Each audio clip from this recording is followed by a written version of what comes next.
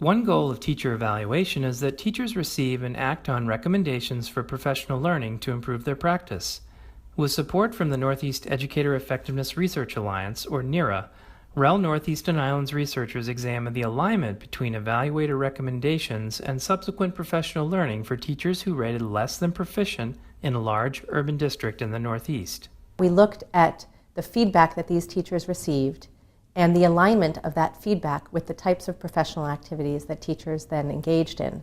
We also looked at the subsequent ratings of teachers on their evaluation and how that related to whether or not they engaged in the types of activities that their evaluators had recommended. Teachers are evaluated on 4 standards, 2 that are instruction-based, 1 that is family and community engagement, and a 4th that is about professionalism.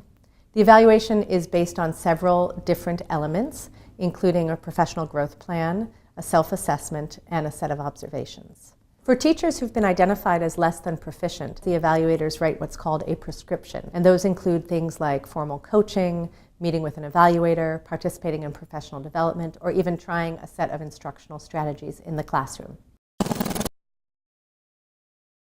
The study included data such as teacher characteristics, evaluation ratings and prescriptions, interviews, and a survey completed by 42% of teachers. Survey respondents were more likely to be older, white, and female, but otherwise were not significantly different from the non-respondents in the number of prescriptions they received. We learned 5 key things from the study. First, we learned that teachers in the district received prescriptions across all 4 standards of professional practice, and that these prescriptions tended to include 1 or 2 professional activities.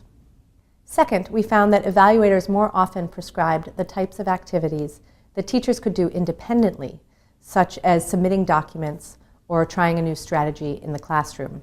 And we saw this more often than the types of activities that teachers might engage in with others, such as meeting with a coach or with colleagues. Our third finding was that teachers reported participating in more professional activities for the instruction-based standards than for the other 2 standards.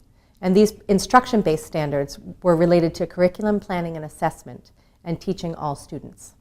Our fourth finding is that across all standards, less than 40% of teachers participated in all the activities that their evaluators prescribed. This suggests a lack of alignment between what evaluators prescribed and what teachers reported to have done. Lastly, and I'd like to break this finding down just a bit, remember that Standard 1 is focused on curriculum planning and assessment. And we found that more teachers who participated in professional activities related to the standard received at least a proficient rating on their next evaluation than did teachers who did not participate in any activities related to the standard. Now, this is the only standard for which we saw a statistically significant difference between teachers who participated in professional activities and those who didn't, related to their subsequent evaluation rating.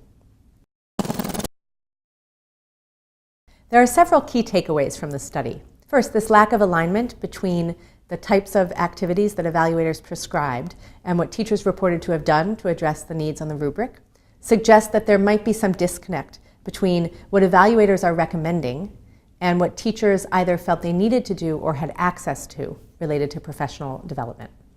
Second, the findings suggest that evaluators may benefit from more training on the types of professional activities to recommend to teachers, and they may also benefit from training and support in how to write effective, actionable, and specific feedback that may help teachers to improve their practice. One of the most exciting things about the study is the impact it has had on the district. In particular, the district has improved the training of evaluators related to how to write an effective prescription. It has also looked to increase the alignment between the professional development offerings and the evaluation rubric.